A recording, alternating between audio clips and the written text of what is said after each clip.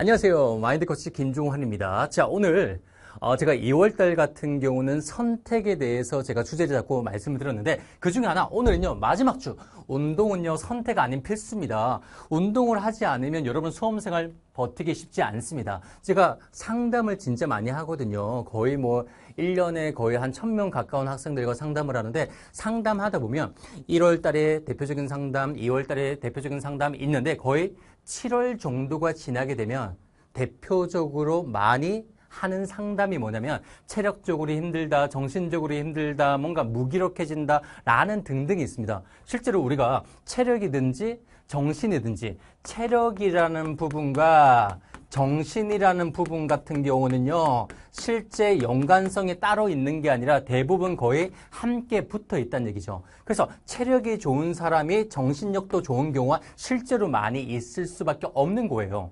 나이 들면 운동하기 쉽지 않다라고 하는 것은요 기본적인 그 체력 자체가 떨어졌기 때문에 예전에 젊었을 때는 2시간을 버텼던 내 운동에 어찌 보면 타고난 능력이 점점 더 1시간밖에 버티지 못하는 체력으로 바뀌기 때문에 그만큼의 정신력도 달라질 수밖에 없다는 겁니다. 그래서 체력은요 여러분이 수험생활에 꼭 필수입니다. 왜? 운동을 하게 되면 좋은 게 너무 많거든요. 그 중에 하나 1번이 뭘까요? 뇌각적으로 말씀드리겠습니다.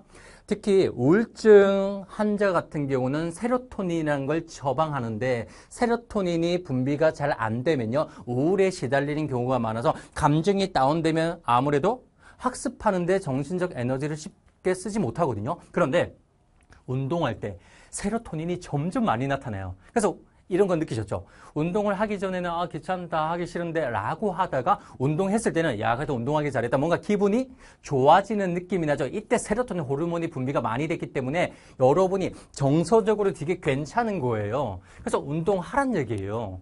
그 다음에 두 번째, 이게 진짜 중요해요. 뭐냐? 운동을 하는데 자 대표적으로 나눠볼게요.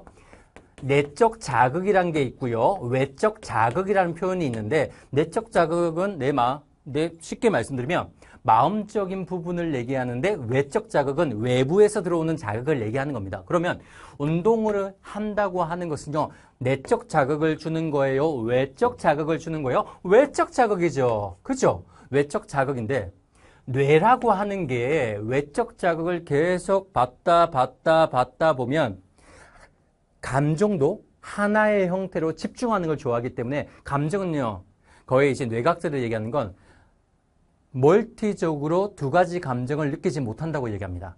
그래서 외적 자극을 계속 운동을 통해서 주다 보면 자연스럽게 내적 자극이 어떻습니까? 둔감해지는 거예요. 실제 보면. 대부분 우리가 학습이라고 하는 것은 내적 자극이죠. 그래서 내가 수험 생활을 하면서 내적 자극을 둔감하게 받아들이고 내가 버틸 수 있다는 거예요. 또 하나 볼까요? 7월 2024년도 여름 진짜 더웠습니다. 그때 정말 체력이 많이 소모되죠. 운동을 했던 친구들은요. 그 여름을 잘 이겨낼 수 있는데 운동하지 않았던 친구들 같은 경우는요. 냉방병이라든지 아니면 무기력이라든지 체력이 되게 소진되는 걸 많이 느끼는 얘기죠. 여러분이 1년 가야 되잖아요. 1년을 가야 되는데 운동을 하지 않고서는 실제 쉽지 않습니다. 그래서 외적 자극을 자주 준다면 정서적으로 계속 변화하는 내 감정의 변수, 그 변수에 우리가 당황하지 않을 수 있다는 얘기예요. 그런데 또 제가 운동 얘기하잖아요. 선생님, 수험생이 무슨 운동할 시간이 있습니까? 라고 하시는데 일반적으로 기숙학원이라고 하는 것은 점심시간과 저녁시간에 헬스장과 운동장이 존재하기 때문에 운동할 수 있어요. 마음먹기 달라 있잖아요. 그 다음에 또 뭡니까? 재수종합반 친구들, 재수종합반 외부에서 공부하는 친구들, 선생님 제가 저희 집에서 왔다 갔다 2시간 걸려요.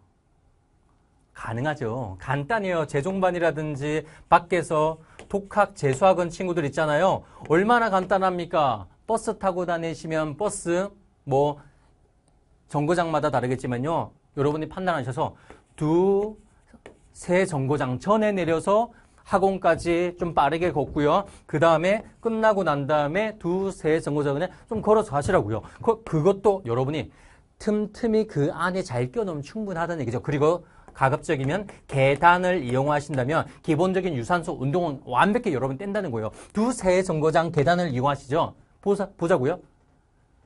스마트워치 있으신 분들 몇 걸음을 걸었는지 보시면요. 평균 7,000회 이상은 걸어요. 그럼 여러분의 유산소적인 부분에 어느 정도 수험 생활을 버틸 수 있는 체력을 만드는 운동 시간이 된다는 얘기입니다. 조금 토요일과 일요일 좀 시간이 있잖아요. 그때는 좀 가볍게 공공시설 많잖아요. 살짝 아령도 들어보고 그 다음에 거기 있는 할머니, 할아버지와 함께 같이 엽기도 들어보고 한번 해보십시오. 그렇게 해서 여러분이 근력도 함께 하신다면 수험생활 체력 때문에 건강 때문에 내가 날려버리는 시간은 존재하지 않는다는 겁니다. 운동은 절대 필수입니다. 절대 선택이 아닙니다. 그래서 오늘 선택 마지막 주제 운동에 대해서 말씀을 드렸습니다. 운동 꼭 열심히 하시고 웃으면서 항상 매주마다 월요일 12시 저와 함께 하시겠습니다. 다음 주 3월에 또 뵙겠습니다. 감사합니다. 마인드 코치 김종환이었습니다.